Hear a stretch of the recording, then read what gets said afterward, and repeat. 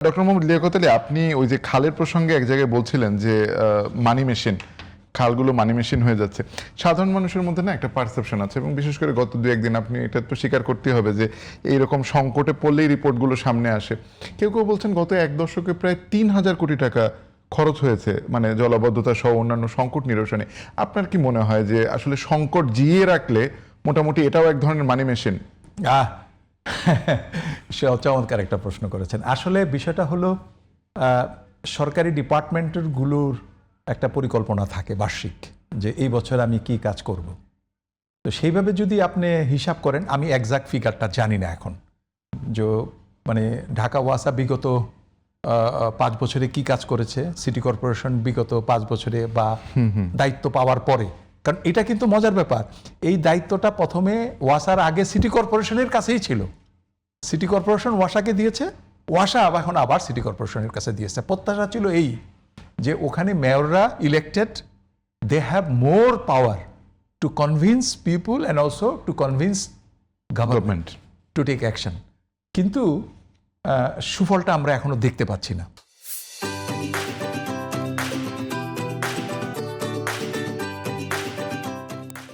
তো আসলে কত টাকা খরচ হয়েছে এইভাবে না দেখে কতটুকু কাজ আমরা করতে পেরেছি, সেই কাজটা যদি প্রপার ওয়েতে সকলকে একত্রে নিয়ে সুন্দরভাবে করা যায়, তাহলে কিন্তু এটার একটা সুফল পাওয়া যেত বা পাওয়া যেতে পারে।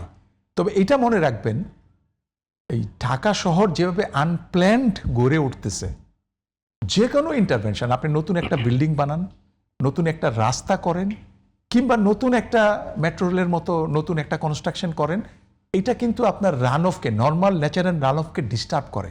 এই ডিস্টার্বের ফলে যেটা হয়, পকেট পকেট নতুন এরিয়া তৈরি হয়।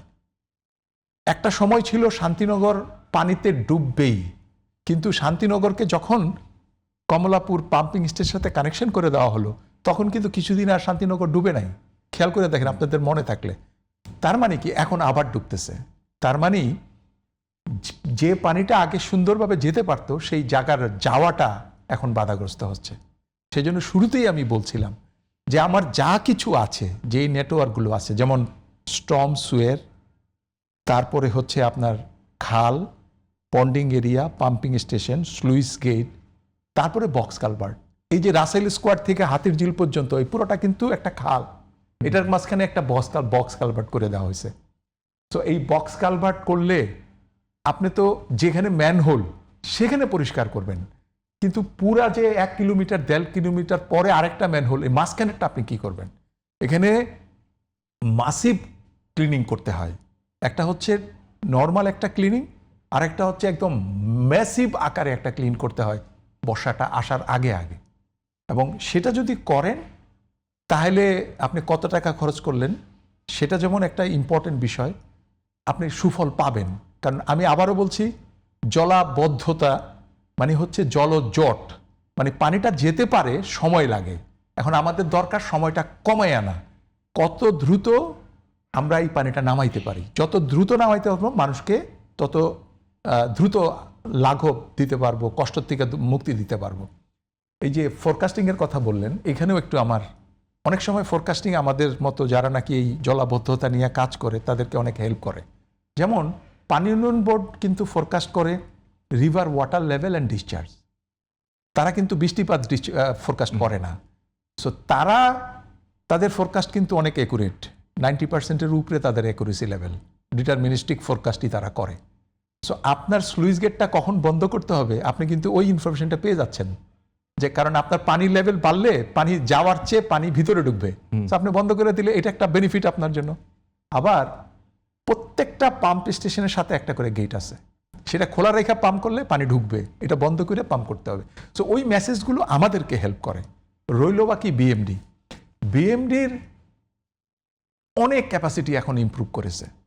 কারণ হলো আমরা বিএমডির সাথে কাজ করি, তো তাদের নিজস্ব রাডার আছে। আগে রাডার ছিল না বাংলাদেশে, এখন রাডার আছে। এবং সেই রাডার এবং বিদেশি মডেল এবং বিদেশি যে স্যাটেলাইট ভিত্তিক ডাটা, এটাকে কম্বাইন করেই তারা ফোরকাস্টটা দেয়। খেয়াল করে দেখবেন ঘূর্ণিঝড়ের ফোরকাস্ট এবং এই যে বৃষ্টিপাতের ফোরকাস্ট আগের চেয়ে অনেক বেটার কাছাকাছি যায়। এখন প্রশ্ন হলো, মানুষকে যখন আপনি যে কোনো বার্তা দিবেন, এটা তার মতো সে যাতে বুঝে সেইভাবে দিতে হবে, মানে তার কি করণীয় সেটা বলে দিতে হবে, তাই না?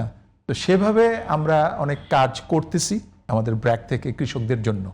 হোয়াট টু ডু, বৃষ্টি হলে সার দিবেন না, ইরিগেশন দিবেন না, তাইলে আপনার ইরিগেশনের পয়সাটা বিফলে যাবে, সারের পয়সাটা বিফলে যাবে। সো এই ধরনের কিছু ক্লাইমেট ইনফরমেশন অ্যাডভাইজারি সার্ভিস আমরা দিচ্ছি। কিন্তু শহরের জন্য এই পয়েন্টটা আপনি বলেছেন, এইটা আমরা আসলে কাজ করতে পারি। এখানে যদি মানুষকে একটু আগাম সতর্কতা দেওয়া যায়, কারণ আমরা এখন জানি কোন কোন জায়গাগুলো ডুববে, কোন কোন জায়গাগুলো ইয়ে হবে।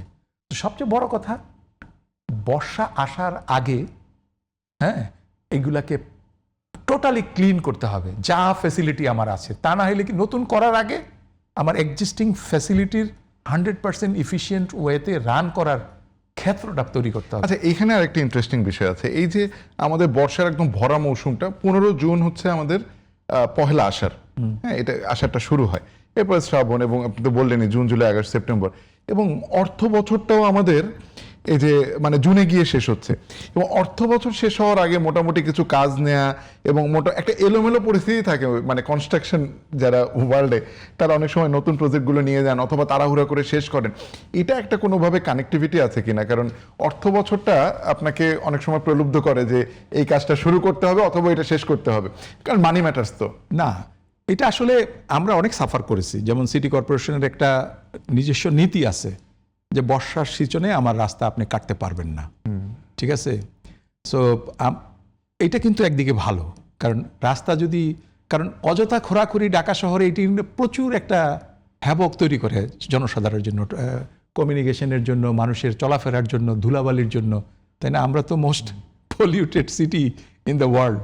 তো এইটা কিন্তু খুবই একটা উপকারী সিদ্ধান্ত। কিন্তু কথা হলো যে বাজেট বরাদ্দ, fund release, tender, work order and then কাজ, প্রত্যেকটারই একটা চিন্তা ভাবনা করা উচিত। কারণ আপনি যদি ওয়ার্ক অর্ডারই দেন একদম এপ্রিল মাসে আইসা, তখন তো আপনি টার্গেট করবেন জুন জুলাইতে কাজ করবেন, তাই না?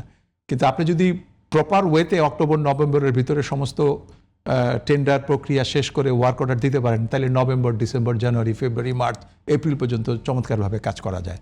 সো এইটা একটু মানে কেয়ারফুল থাকার বিষয়। আর অনেক সময় ইমার্জেন্সি কতগুলো বিষয় আসে, সেই ইমার্জেন্সি তো অলওয়েজ ইমার্জেন্সি, এটা কনসিডার করতেই হবে।